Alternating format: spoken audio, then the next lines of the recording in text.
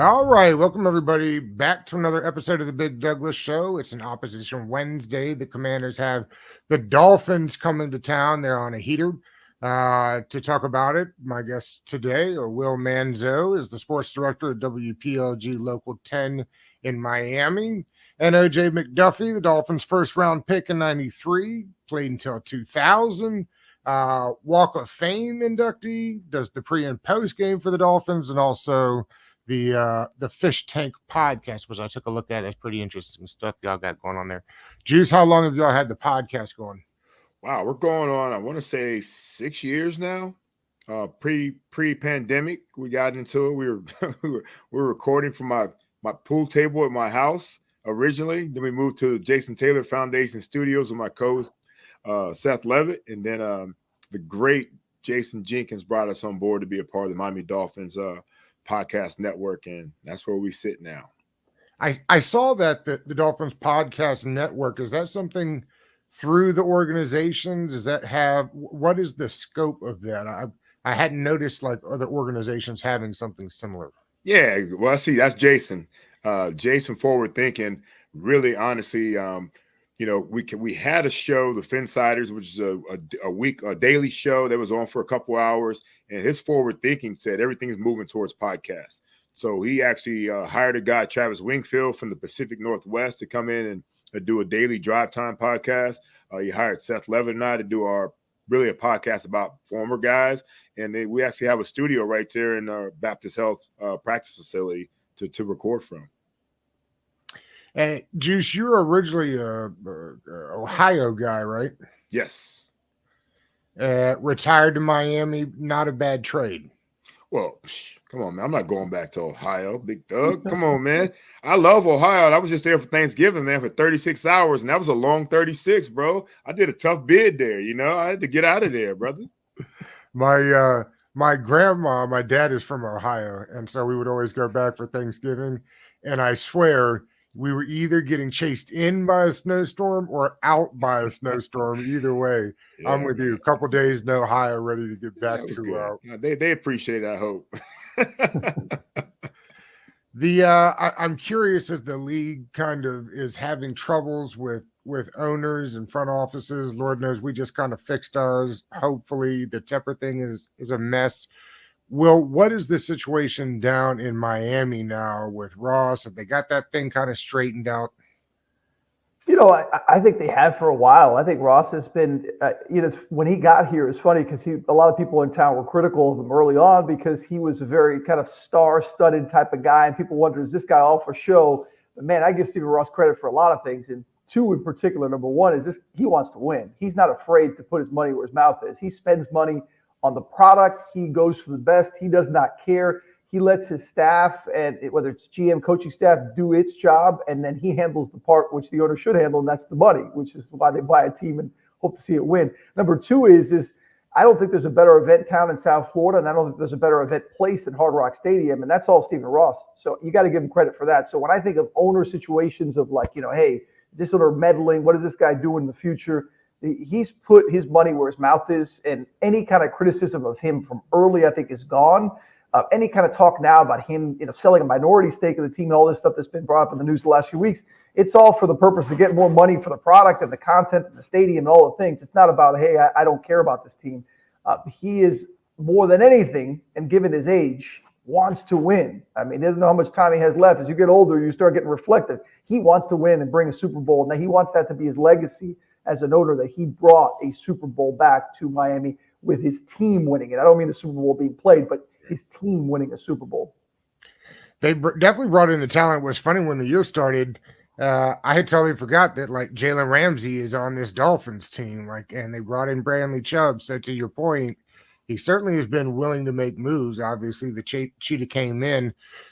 Just tell me a little bit about the phenom that is Mike McDaniels down in Miami. Unique guy. Yeah, Coach Mike is he really is, man. He's a guy that, it's so funny. We talked about Travis Wingfield a little bit. And Travis Wingfield was clamoring for this guy when we were on a search. And me and Seth were like, who the hell is he? We don't know who he is, And then we started looking at some videos, and the quirky guy, smart guy, obviously, we're like, well, can he be a leader of men? can you go in a locker room and get the attention of some grown men that, all these alpha males? And sure as hell he has, man. I mean, he's so current, Big Doug. He's so current with the way these players are these days, in terms of the music, their dress, their style, what they enjoy doing, off the field, on the field, and he's getting results from it. I was a big Brian Flores fan too, but I always talk about there's more than one way to skin a cat. I always go back to the time when San Francisco was winning championships with Walsh, and they were having light practices, to when Jimmy Johnson was winning championships with the Cowboys, and they were having heavy practices, and they both were winning championships. Mike McDaniel has found a way to get the most out of these guys, and he's got the most out of the most important position in football, and that's Tua Tagovailoa. And when you've got that, and Tua's got that trust and that love from Mike McDaniel. I mean, I was just watching Hard Knocks last night, and after each interception, Mike was great to Tua, and then after the second one, it was great to Tua. And sure enough, Tua goes to second half, and he has a really good second half. He knows how to get to these guys. He knows how to talk to these guys, and they respect him. And then also, I didn't realize until I watched Hard Knocks how much he cussed a lot. So yes, even though he's cussing, he's still getting his point across without cussing at you. And that's what I think these guys love about him the most. That whole group that kind of came out of Washington in that 2012 years was interesting. I was kind of browsing through the staff. I noticed that there's a Slowick on the Dolphins too, which is interesting. I'm assuming that's his brother that's out in Texas as the offensive coordinator, who will get looks at head coaching jobs. Who is next, Will, do you think, from this current staff that other teams will be interested in? I have to imagine it'll be interesting, right? Because Mike McDaniels being an interesting guy, how much is Mike McDaniels the stir of the pot, and how much will these other guys, will some of the coordinators get knocked for him being the guy? I mean, I think anytime you're trying to, in football, you talk about like guys with a tree, right? Like you talk about Andy Reid tree and the Shanahan tree and all these trees. I mean, Mike McDaniel's a product of a tree, and I think he's going to want to build his own tree. But I think right now what he's building is his own. And to Juice's point, I mean, he's building his own reputation. And I'm not sure that a coach has done that quicker in 2 years than McDaniel, who went from, as OJ said, there were people that mentioned McDaniel when he was being interviewed, but I think everybody saw it as like, what, the nerdy guy that's all about like analytics or numbers or like some offensive guru. Yeah, no thanks. That guy's not a leader. That guy's not a coach. That guy's just a guy you lean on to teach you about offense and to hopefully improve the quarterback position. And then he gets in here and he does this. So I think what he continues to do day in and day out, and he knows it too. What I like about Mike is that he's very reflective day in and day out of his job. Like, he doesn't take himself too seriously, but at the same time, he knows this is business. He knows this is his job. So when people say, oh, he's a jokester, he seems like a fun guy. He is, but this is his passion, his life. This isn't some joke or some fun little thing he does because he knows football. So I think, to your point, he's trying to give opportunities to others, and he's trying to at the same time build his own thing. But his reputation in year two has accelerated to a point from the geeky, nerdy guy that nobody knew about to a leader and a head coach that potentially really could build his own tree and style. I don't know that I've seen that in a 2-year stretch in the NFL recently. You look at McVay and the success he had with the Rams and all the disciples that came down from him. I guess that would be the best example. But I think McDaniel's so quirky and different that, is every guy that's going to come out of his way going to be like him? Probably not. He's probably one of one. But his principles of football and coaching and his style and his player relations and, of course, his knowledge of offense is something that he can certainly lead on to others. And people, I think other organizations would love to have something like that. OJ, do you have a preference as we look at head coaches between a defensive-minded head coach and an offensive-minded head coach? Come on, man. Offense all day. Offense all day, especially in the league that favors offensive style of play and rules and everything. I joke all the time, Doug, that's like, I think every offense should have 11 wide receivers out there on the field. We don't need centers and all that. Put 11 offensive receivers, put 11 receivers out there, and let's go out there and run the score up and hurry them get the ball back. No, for me personally, I know that as an offensive guy, I prefer offensive coaches and styles, but we know what really does it in NFL, and that's to be able to stop any offense that comes out there defensively. What you do is if you do get a defensive-minded guy, you got to have an offensive guru OC. That's the key. Be able to go out there and take some of these kids out of college, and adapt to the styles. You look at it right now, everything's in pistol, shotgun. When I play, everybody's under center, and they try to take some guys that played in college that were in shotgun or pistol all the time and put them under center, and it didn't work. So now these offensive guys have learned that, if we're going to get these guys out of college and make them good pros, we got to do what they were doing in college to make it work for these guys. And so I do like defense. I mean, us getting Vic Fangio, what he's been able to do with those guys and the talent on that side of the ball too, but to be able to get those guys to buy in and be able to understand his system, it took a little time. As Will knows, it took us a little time to get going, but now that defense is playing lights out. I mean, we've given up 1 touchdown in 3 second halves in the last 3 games, and one of them was Kansas City Chiefs, and that's nobody. That's nobody. The Raiders were playing hot. We held them scoreless in the second half. We gave a late touchdown against the Jets because we were beating them, and they went in a 2-minute drive and got a touchdown. So it's been pretty impressive what they've been doing. But obviously defense is the key part of all this stuff. But you need to have an offensive mind that can counter some of these great defenses that might be out there and the defensive speed. One thing that we've done more than anything, whether it's OC or DC, is we've got speed on both sides of the football. And a lot of teams have speed. We've got a lot of speed. That's a testament to the GM. Do you think his assistant will get looks in the next cycle? Well, what do you think? I definitely feel like that. And, Chris Greer, and they've been working hand in hand for a long time, and they've been doing it. I was surprised that roster's loaded now. Yeah, and speaking of, I was joking earlier about Stephen Ross about getting criticism early on. Chris Greer has gotten plenty of criticism through the years, and he has survived. And a lot of the topics in South Florida be like, how does this guy keep getting through when coaches get fired, with owner and all this stuff? And you know what? Maybe just maybe he knows what he's doing. Maybe he just needs that ability to make moves and decisions.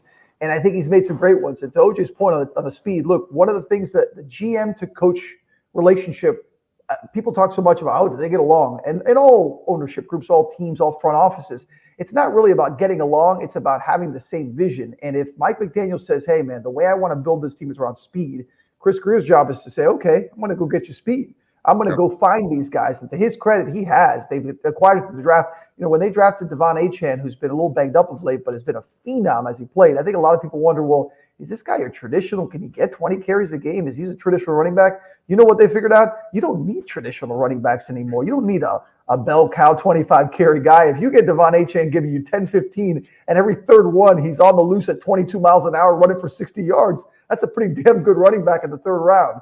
And those are decisions between McDaniel and Greer that have really worked out and have made the Dolphins better. And part of why I like doing these opposition Wednesdays now is the teams are so much better than the ones that we talk about on this show most of the time. Commanders have been terrible, but they'll be looking for a new coach. I'm curious, does Mike McDaniels call the play still? And how hot will his offensive coordinator be as we look at some of the next cycle? Yeah, Frank Smith he's a great OC. He really is. But Mike, I think they work hand in hand in terms of coming up with game plan. But when it comes down to it, Mike is the guy that really goes out there and makes those critical calls. And I think that, Frank has a great relationship with Tua, but Mike seems to have an amazing relationship with Tua. And I think they sit in all three of them when it comes to, game planning and what is Tua like? What do we like against this team? So it's a great synergy. So if we were to lose an OC, Mike will find a guy that could fit in with that trio, he, Tua, and whoever he might bring in to be able to go out there and make some decisions. Winning you always lose coaches when your team is winning. That's the bottom line. You get poached all the time when your teams are winning. It happens at every level. You got to expect that. And bottom line is this. I think Will talked about earlier. Our boss, Stephen Ross, is willing to spend money at whatever cost it is to retain guys. We spent the most money for our DC and Vic Fangio. Mike's still trying to get there. I heard Mike talk about that in the first episode of Hard Knocks, that he's trying to get rich too. I don't know what his definition of rich is. I know they don't make pennies anymore, but everybody does well, everybody eats. But I think that no matter what, if we lose guys, Mike McDaniel's still going to be that guy.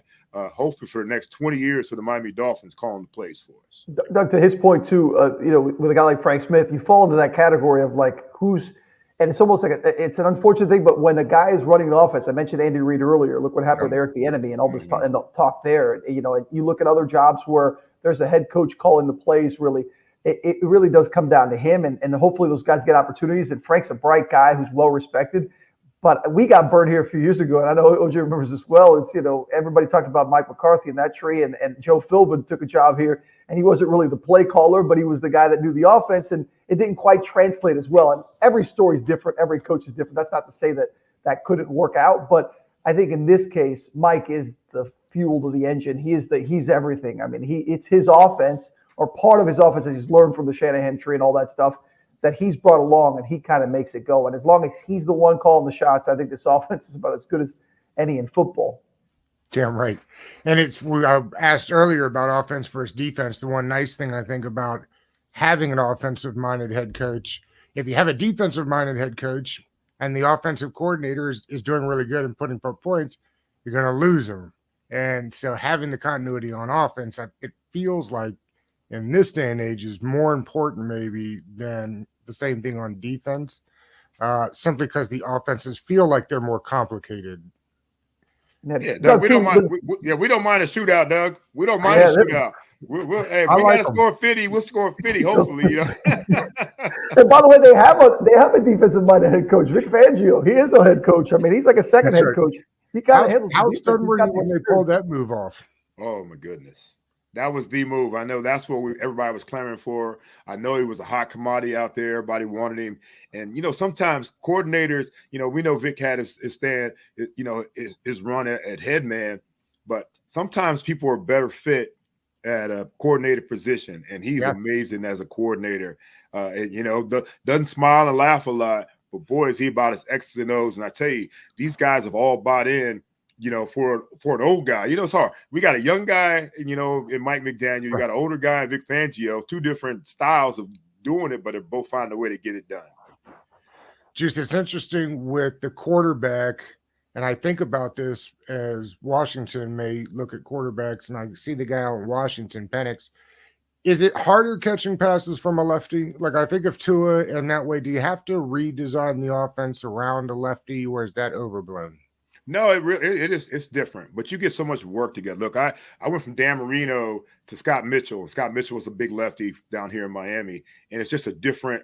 You become, in my opinion, one hand dominant with a righty, and then you have to change that a little bit with the lefty from the spiral. And the ball, when it ducks or it tails, it's going to tail different, like a punter. Same thing when I was a punt returner.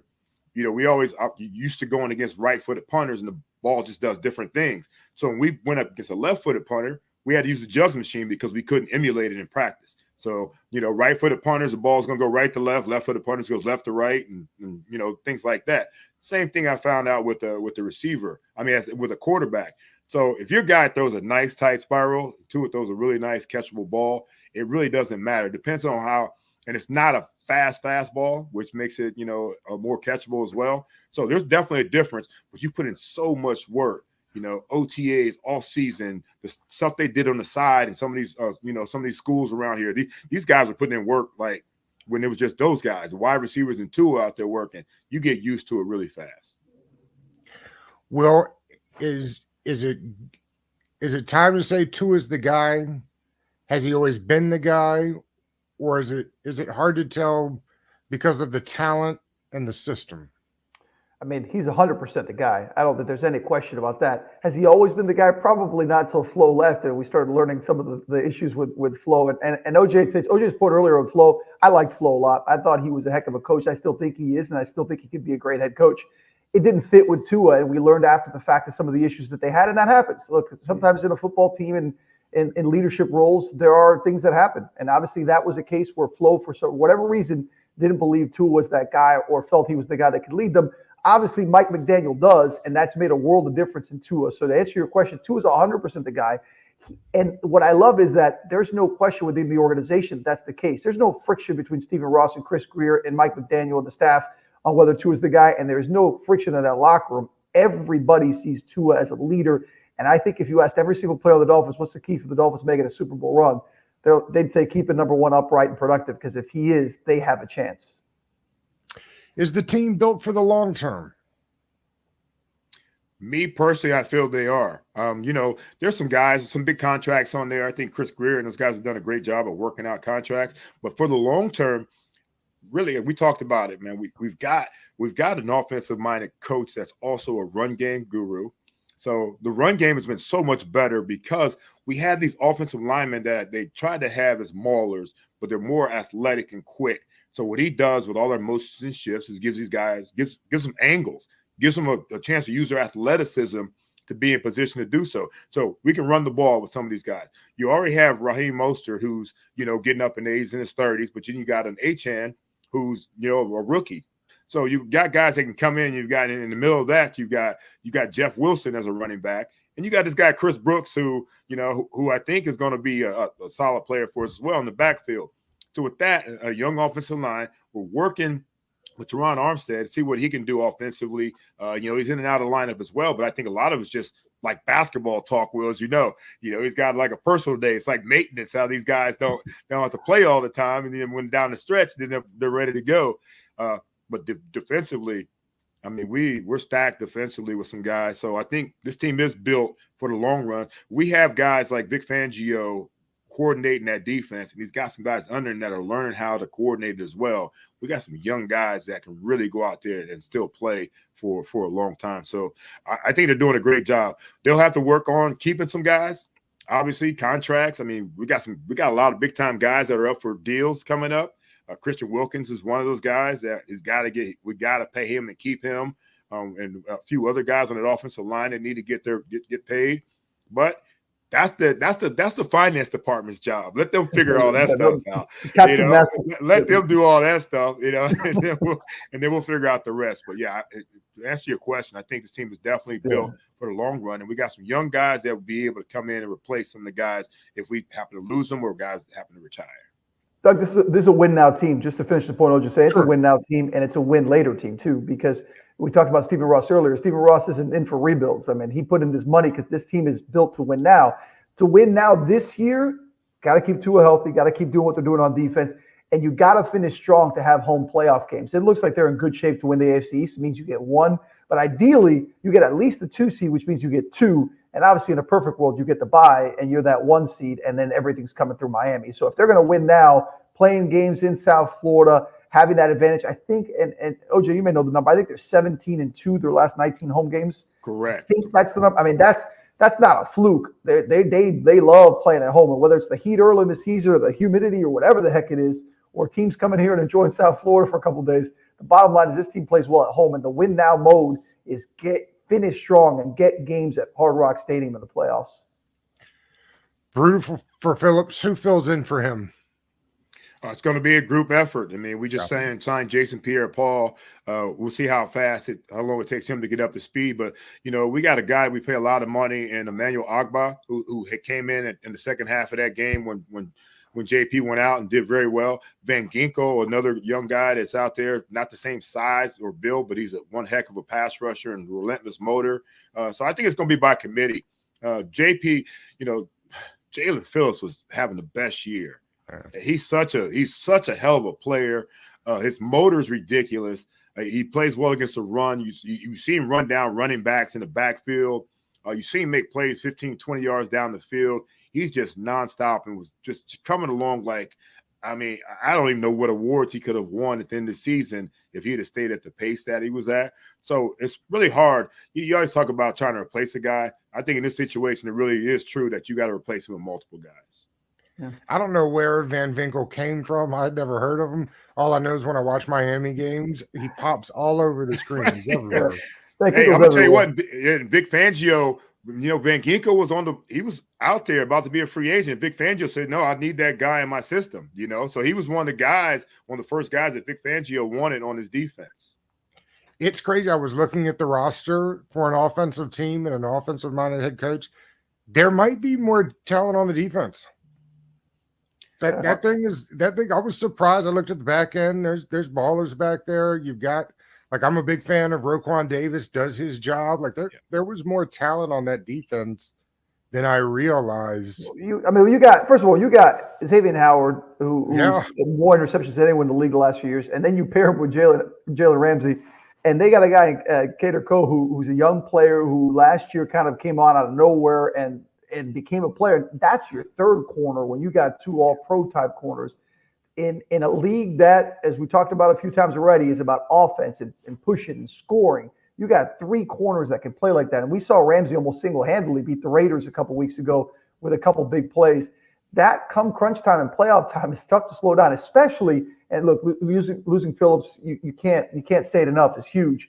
But Bradley Chubb has come on the last, I would say, 5-6 weeks. He's been at a Pro Bowl level. Yeah. Emmanuel Ogbah's a veteran who's making a lot of money. You hope he can replace Van Ginkel, you referenced. They got Javon Holland back there taking interceptions back 99 yards. I mean, they are a talented defense that makes plays. And I think the best part of the last month for the Dolphins is the offense.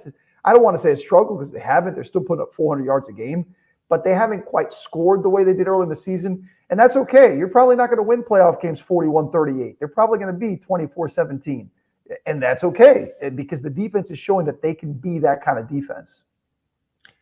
Fellas, I always wrap up these shows like this. If Ron Rivera came to you and said, hey, how do we pull up the upset on Sunday? What would you tell him? To beat us? Yeah. Yeah, I know. How do they pull the upset off? Well, there's always an upset to be had. Yeah, I think what has to happen is, and which is amazing to me, is that we've lost the turnover battle the last couple games. Yep. But if we turn the ball over, then we're in trouble. We can't continue to do that against teams, no matter what. I think that's the key. Hold us to. I think this year we're 72% scoring touchdowns in the red zone. That if you can cut that down to 50%, make us kick field goals. There's always a way, as you know, Big Doug. It's like there's always opportunities. But I think more than anything, turn us over. If you turn us over, there's a great opportunity. And Tua's had some turnovers the last couple of weeks, so it's out there, and he's got to fix that, or we're going to be in trouble ourselves. It's the perfect formula. He's right. And the funny thing about it, though, is that I don't even know how to say it, but the Dolphins have turned the ball over so much, and it hasn't mattered because A, they can still find ways to get the ball back and score then and answer you right back. And number two is I think the teams they've played, and maybe it's a product of the quarterbacks. What the Aiden O'Connell kid a couple of weeks ago, and then last week that Tim Boyle guy for the Jets. I mean, it's just a whole mess. Yeah. No one's been able to take advantage of those turnovers. I think good teams, if you turn the ball over, you're facing a Patrick Mahomes or somebody on the other side, they're going to score touchdowns. So I would say for Washington, if and when the Dolphins turn the ball over, you got to turn it into points, and not a field goal. You got to turn it into 7. And then obviously number 2 is it's just basic football. Is they got to keep the ball out of the offense's hands. So if Washington can command the time of possession, win the turnover battle, and finish drives, they've got a shot. Because if anything the last few weeks have shown is that the Dolphins, when they turn the ball over, can keep you in games. But as a team, you got to take advantage. And Washington's going to have to score touchdowns. You're not going to be Miami with field goals. You're not going to be Miami in low-scoring, 13-9 kind of games like these Commanders games against the Giants and stuff. That's not going to happen. You need to put up 20+, and you need to take advantage of their mistakes. It's supposed to be a rainy, nasty game. Oh, don't do that to us. Don't do that to us, man. Yeah. No, Dolphins can run the ball all day. The Dolphins can run the ball all day. Run the ball all day and don't fumble. That's it. Yeah, they should accuse Penn State of watering the field down when UM came to town, Will. So I get it, man. You guys are doing rain dances up there, Doug. Yeah. Don't do that to us, man. Slowing the speed down. Fellas, I had a great time today. I really appreciate you coming on and doing this with me. We'll catch up again sometime soon. You got it. Thanks for having me. My pleasure.